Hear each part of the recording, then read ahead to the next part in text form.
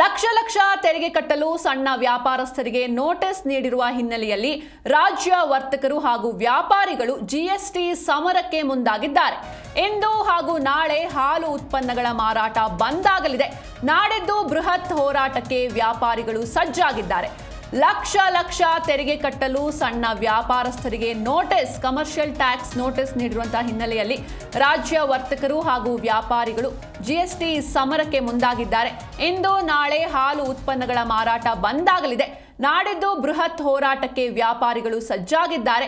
ಇನ್ನು ವಾಣಿಜ್ಯ ತೆರಿಗೆ ಇಲಾಖೆ ವಿರುದ್ಧ ವ್ಯಾಪಾರಸ್ಥರು ಸಮರ ಸಾರೋದಕ್ಕೆ ಮುಂದಾಗಿರುವಂಥದ್ದು. ಇನ್ನು ಜಿಎಸ್ಟಿ ಗೊಂದಲ ನಿವಾರಿಸಲು ಮುಂದಾಗಿದೆ ತೆರಿಗೆ ಇಲಾಖೆ. ಸಹಾಯವಾಣಿ ತೆರೆದು ಮಾಹಿತಿ ನೀಡೋದಕ್ಕೆ ಶುರು ಮಾಡಿರುವಂಥದ್ದು.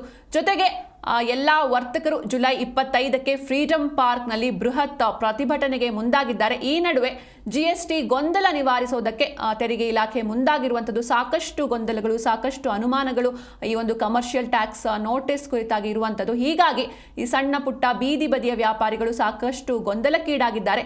ಈ ಎಲ್ಲ ಗೊಂದಲವನ್ನು ನಿವಾರಿಸೋದಕ್ಕೆ ತೆರಿಗೆ ಇಲಾಖೆ ಕೂಡ ಮುಂದಾಗಿದೆ. ಸಹಾಯವಾಣಿ ತೆರೆದು ಮಾಹಿತಿ ನೀಡೋದಕ್ಕೆ ಶುರು ಮಾಡಿದೆ.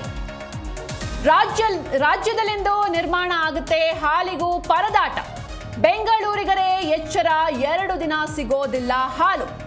ಜಿಟಿ ಮಳೆಗೆ ಮನೆಯಲ್ಲಿ ಕಾಫಿ ಟೀ ಕುಡಿಯೋರಿಗೆ ಶಾಕ್ ಎದುರಾಗಿದೆ. ಇಂದಿನಿಂದ 3 ದಿನಗಳ ಕಾಲ ಹಾಲು ಸಿಗೋದು ಡೌಟ್. ಹಾಲು ಖರೀದಿ ಮಾಡದೆ ಹೋದ್ರೆ ಬ್ಲ್ಯಾಕ್ ಕಾಫಿ, ಬ್ಲ್ಯಾಕ್ ಟೀನೇ ಗತಿಯಾಗುತ್ತೆ.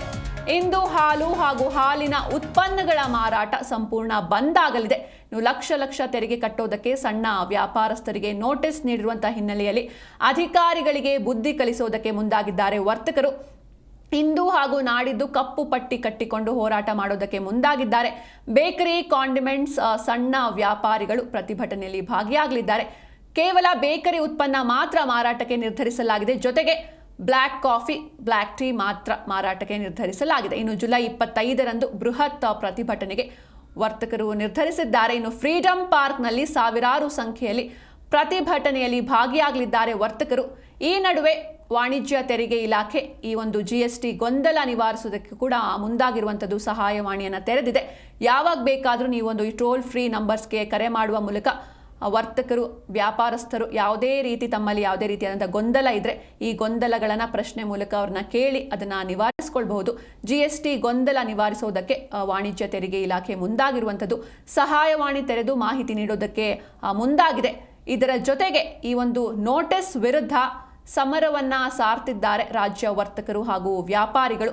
ಇಂದು ನಾಳೆ ಹಾಲು ಉತ್ಪನ್ನಗಳ ಮಾರಾಟ ಬಂದ್ ಆಗಲಿದೆ. ಇನ್ನು ನಾಳೆಯಿಂದ ಗುಟ್ಕಾ, ಸಿಗರೇಟ್ ಇದೆಲ್ಲವೂ ಕೂಡ ಸಿಗೋದಿಲ್ಲ. ಇನ್ನು ನಾಡಿದ್ದು ಬೃಹತ್ ಹೋರಾಟಕ್ಕೆ ವ್ಯಾಪಾರಿಗಳು ಸಜ್ಜಾಗಿದ್ದಾರೆ. ಜುಲೈ 25ಕ್ಕೆ ಫ್ರೀಡಂ ಪಾರ್ಕ್ನಲ್ಲಿ ಬೃಹತ್ ಪ್ರತಿಭಟನೆ ನಡೆಯಲಿದೆ. ಇನ್ನು ಹಾಲು ಹಾಗೂ ಹಾಲಿನ ಉತ್ಪನ್ನಗಳ ಮಾರಾಟ ಕೂಡ ಬಂದ್ ಆಗಿರುವಂಥದ್ದು. ಕೇವಲ ಬ್ಲ್ಯಾಕ್ ಕಾಫಿ, ಬ್ಲ್ಯಾಕ್ ಟೀ ಮಾತ್ರ ಸಿಗಲಿದೆ. ಅಧಿಕಾರಿಗಳಿಗೆ ಬುದ್ಧಿ ಕಲಿಸೋದಕ್ಕೆ ಮುಂದಾಗಿದ್ದಾರೆ ವರ್ತಕರು.